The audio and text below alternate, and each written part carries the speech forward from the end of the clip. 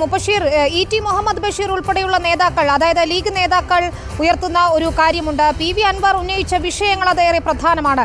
ലീഗിലേക്ക് വരുന്നുണ്ടോ എന്നതിപ്പോൾ ചിന്തിക്കുന്നില്ല. പക്ഷേ അൻവർ കൃത്യമായ രാഷ്ട്രീയം പറഞ്ഞുകൊണ്ട്, പ്രത്യേകിച്ച് സംഘപരിവാർ വിരുദ്ധ നിലപാട് എടുത്തുകൊണ്ട് DMK ഉൾപ്പെടെയുള്ള പാർട്ടികളെ കൂടെ നിർത്തിക്കൊണ്ട് മുന്നോട്ട് വരുമ്പോൾ, നമുക്കറിയാം തമിഴ്നാട്ടിൽ നേരത്തെ അഷ്കർ സൂചിപ്പിച്ചതുപോലെ ലീഗിനെയും CPM-നെയും ഒക്കെ തന്നെ പരിഗണിക്കുന്ന പാർട്ടിയാണ് DMK.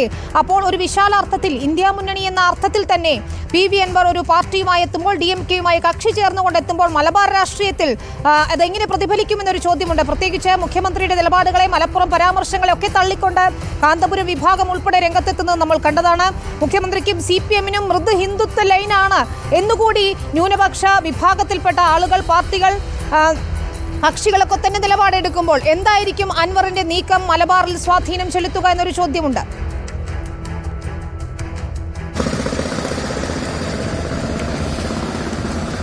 നിലമ്പൂരിനെ മുൻനിർത്തി വടക്കൻ കേരളത്തിൽ മലബാറിൽ ഒരു ശക്തി ആർജിക്കാനുള്ള നീക്കങ്ങൾ തന്നെയാണ് അൻവർ ഇപ്പോൾ നടത്തിക്കൊണ്ടിരിക്കുന്നത്. തന്ത്രപരമായ നീക്കം തന്നെയാണ് അൻവറിന്റെ ഈ ഒരു DMK-യിലേക്കുള്ള പ്രവേശനം എന്നൊരു ഘട്ടത്തിൽ പ്രത്യേകം പറയേണ്ടി വരും. നേരത്തെ നിലമ്പൂർ നഗരസഭ ചരിത്രത്തിൽ ആദ്യമായി ഇടതുമുന്നണി ഭരണം നേടിയെടുത്തതിനു മുൻപിൽ അൻവറിന്റെ ഒരു തന്ത്രങ്ങൾ ഉണ്ടായിരുന്നു എന്നുള്ളതാണ്. വികസന മുന്നണി എന്ന പേരിലായിരുന്നു അൻവർ അന്ന് തെരഞ്ഞെടുപ്പിൽ കളത്തിലിറങ്ങിയിരുന്നത്.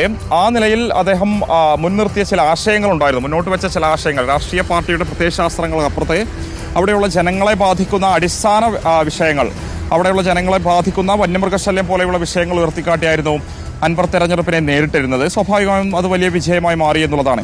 അതുകൊണ്ട് തന്നെ മണ്ഡലത്തിൽ ഇടതും വലതും ഭരണത്തിലേറിയതുകൊണ്ട് കാര്യമില്ല. ഒരു രാഷ്ട്രീയ ബദൽ ആവശ്യമാണെന്നൊരു ധ്വനി അൻവർ തുടർച്ചയായി അദ്ദേഹത്തിന്റെ പ്രസംഗങ്ങളിലൂടെ ഉന്നയിക്കുന്നുണ്ട്. ചന്തക്കുന്നിലെ പരിപാടികൾ ഉൾപ്പെടെ അദ്ദേഹം അത് ആവർത്തിച്ച് പറയുന്നുണ്ട് എന്നുള്ളതാണ്. സ്വാഭാവികമായും അവിടെ ഏത് രാഷ്ട്രീയ പാർട്ടിക്ക് ഇത് സാധ്യമാകുമെന്ന ചോദ്യത്തിന് അൻവർ തന്നെ DMK-യിലൂടെ ഒരു മറുപടി കൊടുക്കാൻ പോകുന്നു എന്നുള്ളതാണ് ഇതിൽ ഏറ്റവും വലിയ സവിശേഷതയുള്ള കാര്യം.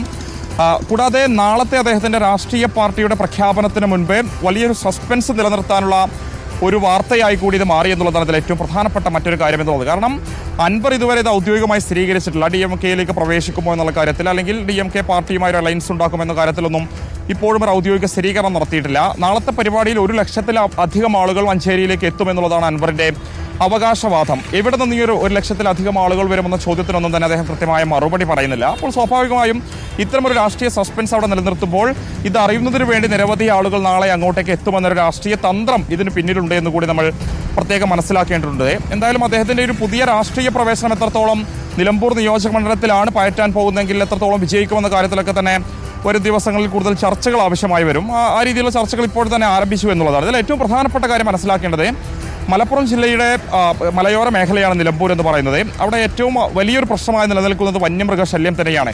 കഴിഞ്ഞ പ്രസംഗങ്ങളൊക്കെ തന്നെ അൻവർ ആവർത്തിച്ച് പറയുന്നത് നിലമ്പൂർ അങ്ങാടിയിലേക്ക് വരെ ഈ തരത്തിൽ ആനയും കാട്ടുപോത്തും അല്ലെങ്കിൽ കടുവയൊക്കെ തന്നെ ഇറങ്ങുന്നൊരു സാഹചര്യമുണ്ട്. മക്കൾക്കൊന്നും തന്നെ വിദ്യാഭ്യാസ സ്ഥാപനങ്ങൾ, സ്കൂളിലേക്കൊന്നും തന്നെ പോകാൻ കഴിയാത്തൊരു സാഹചര്യം. നിരന്തരം ഇതുമായി ബന്ധപ്പെട്ട ഉദ്യോഗസ്ഥരെ സമീപിച്ചെങ്കിലും ഒരു പരിഹാര നടപടിയും ഉണ്ടായിട്ടില്ല. വനം വകുപ്പ് മന്ത്രി വേദിയിലുണ്ടായിരുന്ന സമയത്ത് പരസ്യമായി അദ്ദേഹം വിമർശിച്ചതിലൂടെ കൃത്യമായൊരു സൂചന അവിടെ നൽകിയിരുന്നു എന്നുള്ളതാണ്. സാധാരണക്കാരുടെ ശബ്ദമായി താനിവിടെ ഉണ്ടാകുമെന്ന് കൃത്യമായ ഉറപ്പ് അദ്ദേഹം അവിടെ അനൗദ്യോഗികമായി തന്നെ പ്രഖ്യാപിച്ചിരുന്നു എന്നുള്ളതാണ്. അതിന്റെ കൃത്യമായ ഒരു ചവിട്ടിവടിയായിട്ട് വേണം ഈ ഒരു DMK-യിലുള്ള പ്രവേശനം എന്ന് വേണം മനസ്സിലാക്കാൻ. എന്തായാലും നാളത്തെ പരിപാടിയിലേക്ക് DMK-യുടെ ഒരു പ്രതിനിധി എത്തുമോ എന്നുള്ള കാര്യത്തിലാണ് ഇനി രാഷ്ട്രീയ കൗതുകം നിലനിൽക്കുന്നത്. അങ്ങനെയാണെങ്കിൽ അത് വലിയ രീതിയിലുള്ള ചർച്ചകളിലേക്ക് വഴിവെക്കും. അൻവറിന്റെ വലിയൊരു രാഷ്ട്രീയ തന്ത്രമായി അത് എത്രത്തോളം വിജയിക്കുമോ എന്ന കാര്യത്തിലും ചർച്ചകൾ വരുമെന്നുള്ളതാണ്. വിനീത.